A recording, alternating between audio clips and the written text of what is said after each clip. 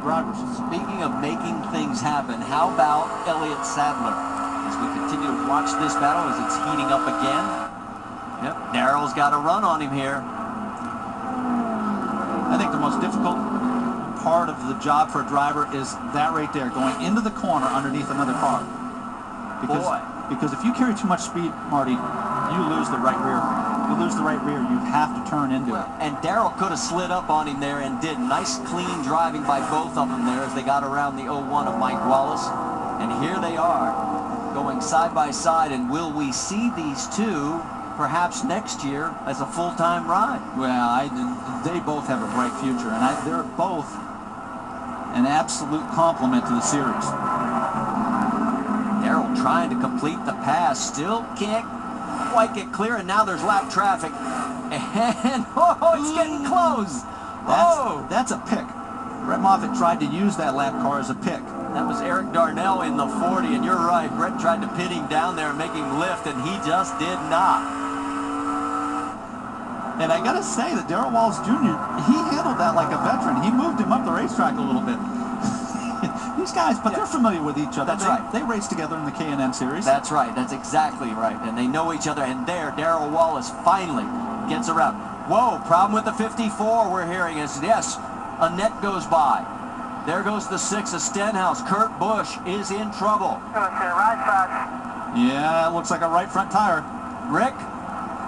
Yeah, he's been complaining about the right side the entire race. That's been the big issue. In fact, at one point they said, that's the problem we've been working with all year long. They're going to bring him in. Now, they pointed out earlier they had sticker tires to save in case they needed to see a lot of smoke coming off that right front. A shredded tire on the right front. We'll see if it comes off here. Look at the damage that was done to that tire. He goes back out, but obviously that was the damage. He did a great job of not going in the wall. Yes, he did. That's camber. The inside of the right front tire wore the inside. That means a little aggressive with camber, and boy, he did do a great job not to stick it in the wall. All right, laps are winding down. Let's find our race leader. There he is, Elliott Sadler. Remember at the beginning of the broadcast, we talked about how he had a problem back at Darlington, found himself in the wall, rallied back, got back to the points leading. Look what happened last week at Indianapolis. Just has a 1-point lead after he thinks he's going to win the inaugural race and ends up getting a black flag penalty that costs him dearly. And here he is, maybe, going to win this race. Yeah, I think it's a real test of his mental abilities, the capacity of him not just as a driver but as a leader.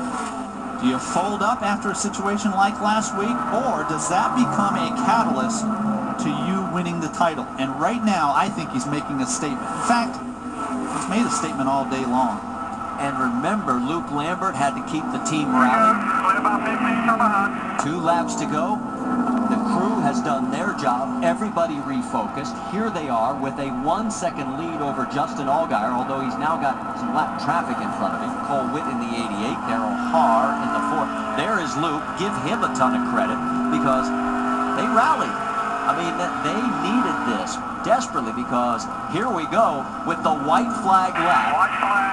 Marty, they didn't need it a month from now. They needed it this week. They have to find a way to put last week in the rearview mirror, and nothing does it more than a dominant week, dominant race. That's what we've seen out of Elliott. The streak is going to end for Ricky Stenhouse Jr. His domination of Iowa is over. It now belongs to Elliott Sadler Jr.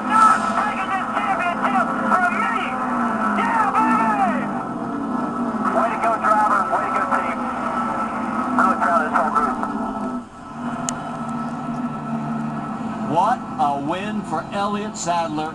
There's Luke Lambert, and could you hear the emotion in that voice? Yeah, if there's any doubt about what Elliott Sadler is thinking about, he just backed it up. They are not taking the championship from us. You see the others as they come across the stripe, 11th through 14th. And let's talk to Luke Lambert. How about it, Jim Noble? I tell you what, I want to know what this guy did over the last 6 or 7 days, taking Elliott Sadler, taking this whole team back from the disappointment of Indianapolis.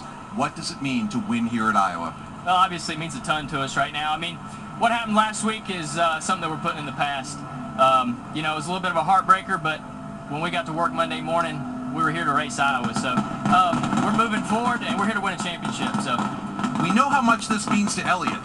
How much does it mean to you personally? it means a tremendous amount to me and everyone on this team and everybody back at RCR. I mean, we're really proud of this whole group. I just can't say enough about everybody at RCR that worked so hard in the nationwide program and throughout the complex. We got a really, really awesome opportunity. We're excited to be a part of it. Congratulations. Go Celebrate. Thank you. That's Luke Lambert, Elliott Sadler, a winner here at Iowa. And Elliott wants that checkered flag. I got to say, Elliott looked awful when I talked to him yesterday, and he found a way to pull it together and refocus. And we wonder, who's going to take this championship? Maybe we got a sample tonight. A statement race for sure. The lead will be 18 points now over Austin Dillon. Ricky Stenhouse Jr. will be third, 21 points behind. Sam Hornish Jr. will be 34 points behind in fourth. And who gets the dash for cash money? That is going to be Sam Hornish Jr. collecting $100,000. And a lucky fan will also share in that. In fact, let's send it down to Rick DeBrule. Well, Sam Hornish, you are having a rather unexpected year, I would say. Things are going your way these days. Let's talk about this race and $100,000. Did you really think you were going to pull this off? Not really. You know, I felt like we had a pretty good car in qualifying, but after how race practice went yesterday, I wasn't exactly sure how we were going to be, and just real happy that the guys put a good car under me. We did exactly what we needed to do, and you know, the excitement that she's got right now makes it all worthwhile. But you know, we're out here trying to get points, and we lost a little bit to the leader today, but we're going to have our days too, so we just need to be smart about what we're doing, continue to finish these races, and just real happy that you know, we got the Worth car top 3 finish. We've been real fast in these cars this year and haven't got the finishes we deserve. Well, let's bring in Tammy Altieri. Tammy is crying. She just won $100,000 as the fan who was designated to win if Sam Hornish win. We've got a check in here for $100,000. Not a bad payday for Sam. And Tammy's going to hold hers up as well. Look at that. 2 $100,000 checks, courtesy of the Nationwide Dash for Cash. Yeah, like I say, this is not the year that Sam Hornish thought he was going to have.